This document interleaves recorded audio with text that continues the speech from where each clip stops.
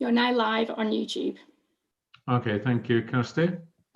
Okay, welcome members and officers and members of the public to this short notice emergency executive meeting before we have our council meeting in 30 minutes time.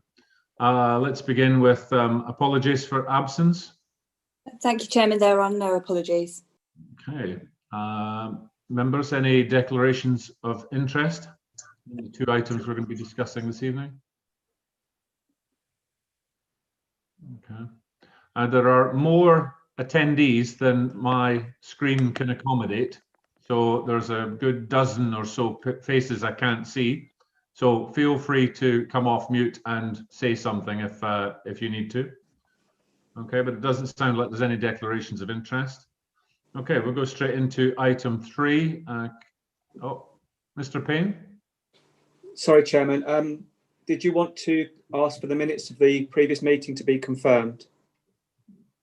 Sorry, just to confirm, the minutes actually aren't circulated yet. They're going to go to next week's executive meeting. Okay, so they're not for tonight then? No, not for tonight. Okay. Yeah, I was just going to say they're not on the agenda for confirming. Okay. Yes, Councillor Lewis, would you like to take us through your tax base paper, please?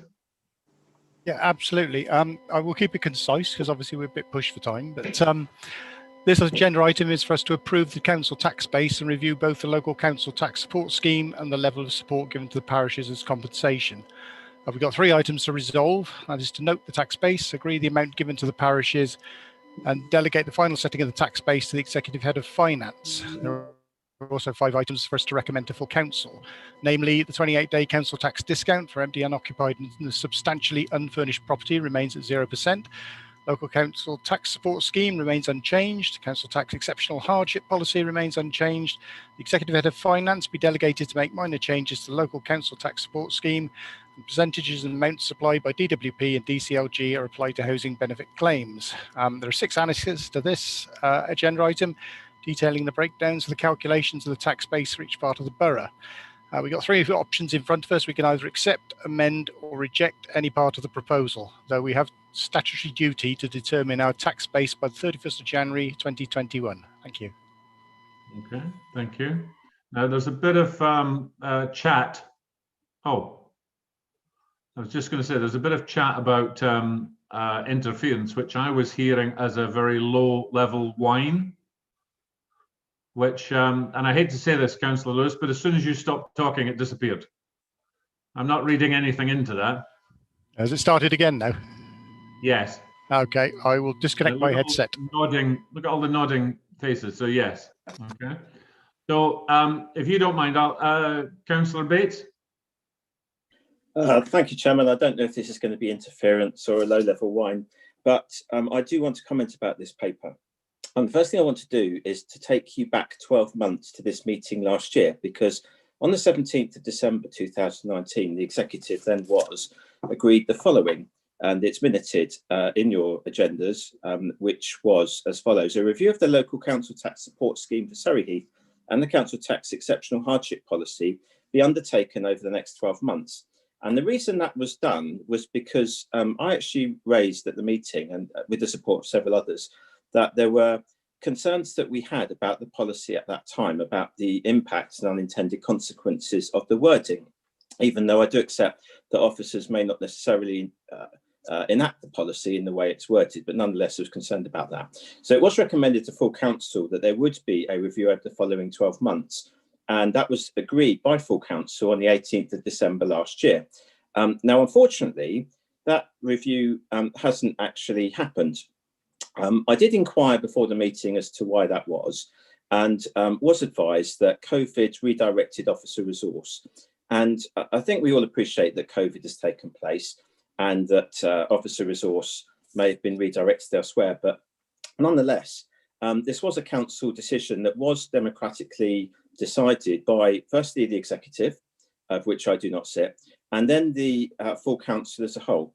So I have to express some degree of regret that hasn't happened.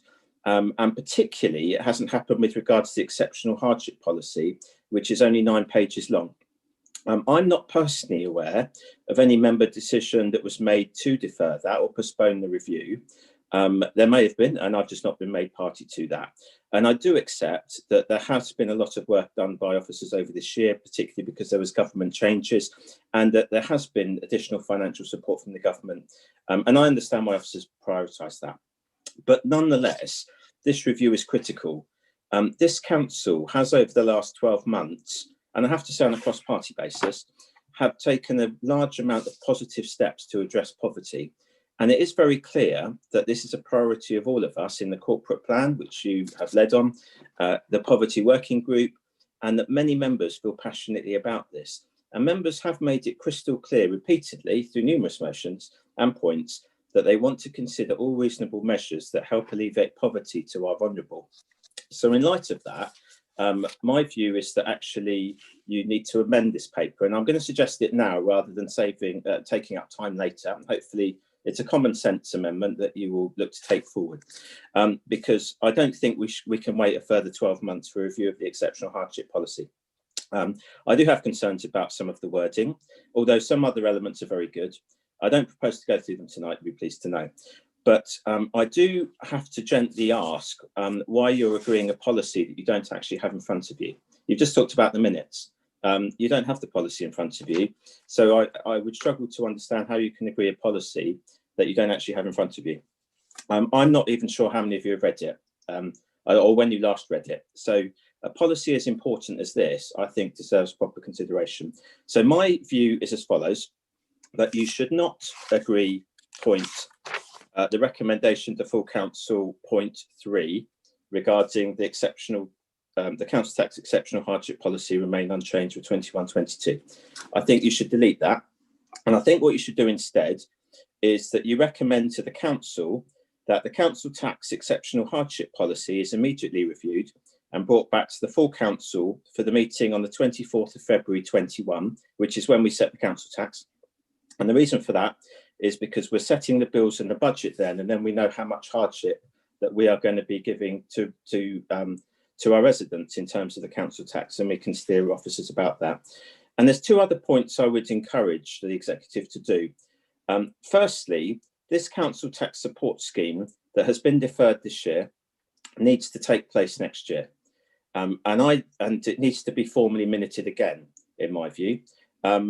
We need to get councillors to be given the financial options, and I would encourage perhaps the executive to ask the Performance and Finance Scrutiny Committee to include it as part of their work programme, so that councillors can actually help to monitor and push this work forward. And finally, I would, and this is a point which you have actually made as well, as indeed I think as the leader of the Liberal Democrat group, which is that I would encourage the executive to bring forward in the next 3 months a review on the use of bailiffs for residential council debts. This is something which we have discussed in the round, and I think we need to begin to come to a clear decision on one way or the other. But obviously we need to have a report on that first before we make any decision. And I would suggest within the next 3 months, because again, thinking about next year's council tax, where many are going to be desperately struggling, we need to make a decision about what we are going to do as a council about that. And that's a political decision, not party political. It is a political decision. And this final point is I do think we need to review our website. I made this point on a meeting on Monday in terms of the support that we give people and making it clearer what that support is. We're very good at highlighting the legal situation, the court actions, the bailiffs and things like that. But we're not quite as prominent in terms of prioritising advising where hardship, the hardship fund or other support that may be available. So that is my very strong recommendation. I encourage you to take it on now to avoid me doing it later. Right, okay, thank you for that, Councillor Bates. All right, more than usual, there's a lot to unpack there. All right, I was not aware, not that it makes any difference, but I wasn't on the executive 12 months ago. And I wasn't aware that we had an agreement, and I certainly hadn't remembered that it had gone through council as an action. I'm not disappointed that the action hasn't been taken. I think I'm more disappointed that there isn't a rolling action plan that I'm aware of or that has been pointed out to me that affects this paper. So that's unfortunate. If the council has taken the decision that a review will happen, then it is not for me or this executive now to say that we'll do something different. The review should happen. I completely agree that it shouldn't be acceptable that it would just wait another 12 months. So going back to your points, if I may, one by one, and I'm sorry if this seems like more of a discussion between Councillor Bates and I, but I just want to get these points. The hardship policy itself, what you're saying was the council agreed that it would review that policy as a working group, or did we delegate that to the officers? Just to be clear, it didn't specify, it just said it would be within the next 12 months. And as I said, it has been explained why. Yeah. So we don't need to have that part of the discussion. No, but what was the mechanism for the review? Yes, it wasn't made clear about a working group, just there would be a review. Okay. I don't mind the detail of the review as long as we have one, so that we can actually get that really clear for the council tax for next year. Okay. Mr. Passion, I know I would normally go to Mr. Hone, being the finance man, but I know that Mr. Hone wasn't here 12 months ago. All right. Are you happy that the resources will be available for us to carry out, assuming, and I have no reason to believe otherwise, that Councillor Bates is correct, there was a council motion to review that policy. We're over time in terms of 12 months if we haven't done it already. Are you happy that resource will be made available to do that review very quickly? Chairman, yes, we will need to make sure that we've got the resources to do that, and we'll make those resources available. Okay. Well, I think then that it's absolutely fair. I do see hands, Councillor Wheeler, Councillor Malvaginam, and I will come to you in a second. I think it's fair that what we do, if we're going to pass this paper, which I believe we still should, but I think I'm happy to say that item 3 remains unchanged for 21-22, subject to the review that is going to happen within the next few weeks.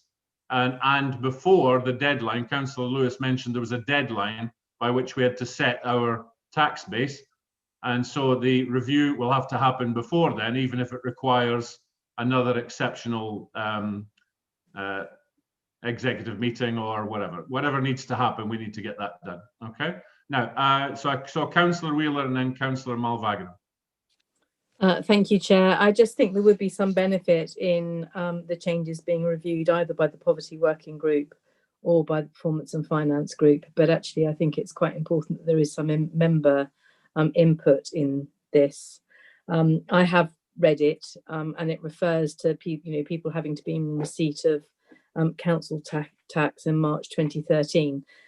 So I think there definitely is some margins there for review, but I think it would be very beneficial to have member input.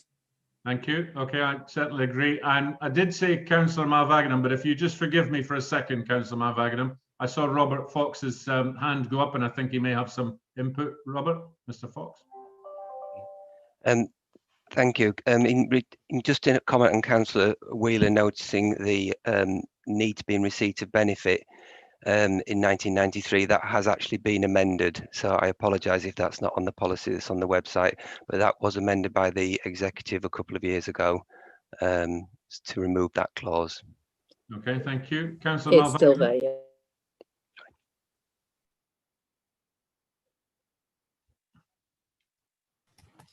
Thank you, Chair. Thank you, Leader. I mean, you won't be surprised if I agree wholeheartedly with Councillor Bates's points. And it has been brought to our attention, and we were there as a first year new intake. We were all taking it in as we went along. Now we are kind of grown up now, so I took the time to read all the policies. And particularly on this hardship policy itself, I downloaded it. It's dated 2013. I mean, quite surprised that this is like 7 years ago. It has not been reviewed. And I was also highlighted the fact that I should visit the website, which I did. Took me a while to work that one out. I think this whole thing needs a complete revamp and as fast as possible. The reason I say this and support Councillor Bates's view on it completely is that coming year is going to be one of the toughest years our residents are going to face in terms of unemployment, in terms of hardship. There was a debate in the parliament about the excluded. We will have the excluded even in our boroughs. So we really have to step up to the mark now and try and get this sorted out ASAP. So I would agree with Councillor Bates that you do not actually pass this at the exec today and try and amend it as much as you can and then bring it to the full council. Then let's see how it goes, because I think it would be totally unfair on our residents to carry on doing this. This is year on year. It's a standard text. I have been through every year the minutes, and it's a standard text which keeps coming up. Only thing that changes is the dates, other dates. We should, and also I'm very concerned, extremely concerned of this hardship fund. How much is it? Who agreed it? Where is it? Is it in the reserves? Do we have the money? Is it anywhere kept separately? How many people get paid? We have no statistics whatsoever publicly. Thank you, Leader. Okay, thank you. Mr. Fox? Councillor Malvagian, the hardship fund has always remained at £10,000 since 2013, except for this year where we've had additional, that £10,000 is funded purely by Surrey Heath Borough Council now. So that's from our receipts of council tax that's paid out, in the same way as the £3.5 million we pay out in council tax support is also funded by our residents who pay council tax. This year, in additional hardship, we've had some funding from the government, and so far we've paid out about an additional £157,000, and we expect to pay out about £297,000. Obviously, if you wish to continue that level of support, that will have to be directly funded for next year by Surrey Heath Borough Council from our council tax receipts. Okay. All right. I think there were other points there, but I think they're worth taking up. Okay. So I absolutely take on board Councillor Bates's points. All right. My view, I think, let me just ask one more question of Councillor Bates. I'm conscious that we've got 10 more minutes of this emergency short meeting. Okay. The residential council tax debt was your third point. The second one was about who reviews it. The fourth one was the website.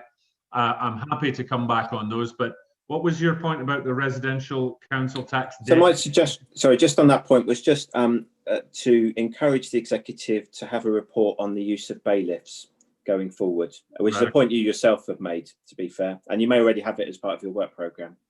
Right. Okay. Thank you. Right.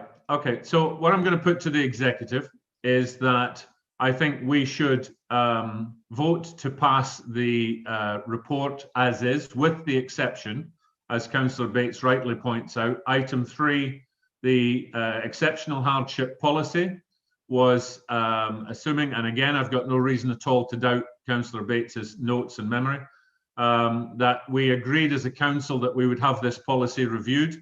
I think we should agree that it gets reviewed before the deadline for passing the tax base, which we have to do by law. And I'm going to take it as an action where I will work, first of all, with the executive and the group leaders to identify the correct methodology, and then we'll get that done. I think it's a comms issue to talk about the website. And yes, Councillor Bates, you and I have had a conversation about, I remember answering a question recently about bailiffs, and it was about balance, but again, I'm happy to look at that as part of this overall. Okay.